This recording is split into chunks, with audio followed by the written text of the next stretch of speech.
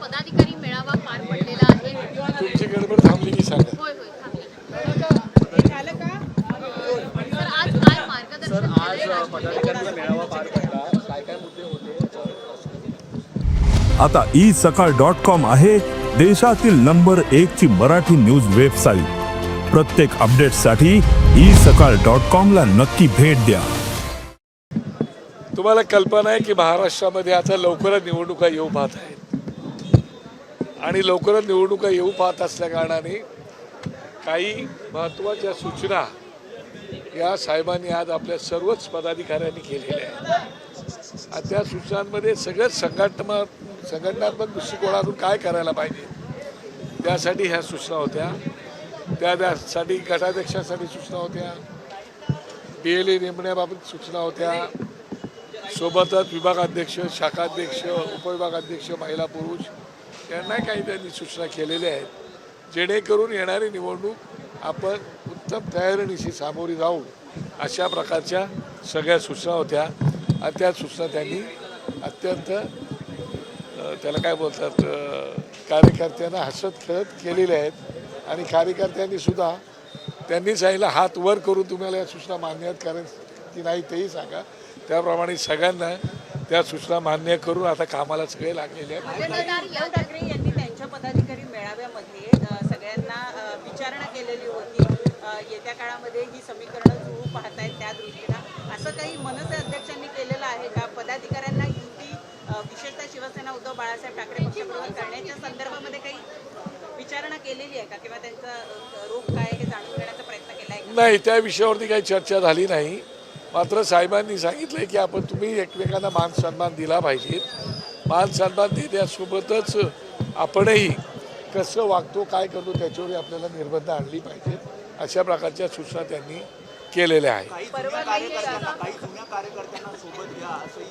बिलकुल आपले जे माजी पदाधिकारी आहेत, काही उमेदवार होते, काही घरी बसलेले आहेत, तुमच्या आपसामध्ये पटत नाही, तुम्हाला आवडत नाही, असं करून चालणार नाही.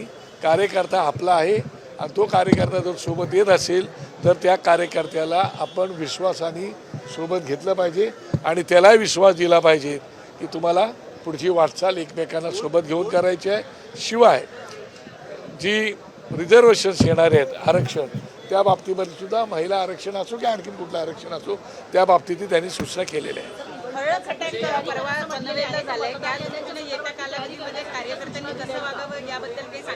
मला असं वाटतं की जिथे अन्याय असतो तिथे या गोष्टी घडत असतात. पण तुम्ही जर आरेला कार्य केले नाही तर काय होणार नाही. तुम्ही आरे बोलत का कार्य होतं.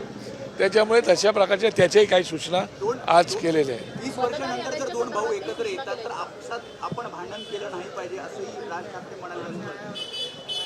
मला असं वाटतं की राज ठाकरे साहेबांनी आपल्या भावना त्या ठिकाणी बोलून दाखवलेल्या आहेत आणि त्या भावना तुमच्यापर्यंत आमच्या अगोदरच पोचलेल्या असल्या कारणाने तुम्ही त्या विषयावरती जे काही बोलले त्या बाबतीमध्ये तशा प्रकारच्या सूचना दिलेल्या आहेत. मतदार याद्यांच्या संबंधी त्यांनी सूचना केलेल्या आहेत की जे दुबार मतदार होतात तेही महत्त्वाचं आहे. काही मतदार असतात नसतात, काही लोक इथं मतदान करतात, काही लोक इतर राज्यामध्ये जाऊन मतदान करतात.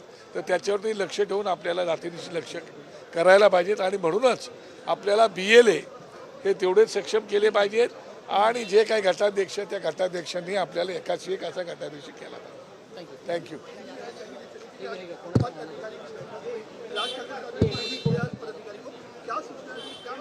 संगठनात्मक दृष्टिकोण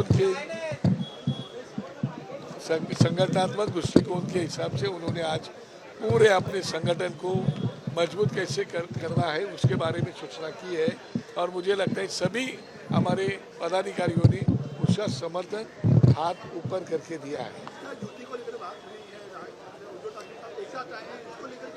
युति को लेकर बात नहीं हुई मगर उन्होंने ये ज़रूर कहा कि 20 साल के बाद और राज ठाकरे साहब और उद्धव ठाकरे साहब एक मंच पे अगर आ सकते तो आपको भी सबको साथ लेके आगे बढ़ना है, सबको साथ लेके काम करना है, चाहे वो अपना जुना कार्यकर्ता हो या अपने साथ आने वाला कार्यकर्ता हो.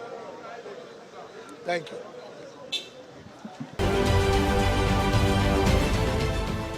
देश विदेशातील प्रत्येक घडामोडींचे लाईव्ह अपडेट मिळवण्यासाठी आता साम टीव्हीच्या सर्व सोशल मीडिया प्लॅटफॉर्मला लाईक, फॉलो आणि सबस्क्राईब करा.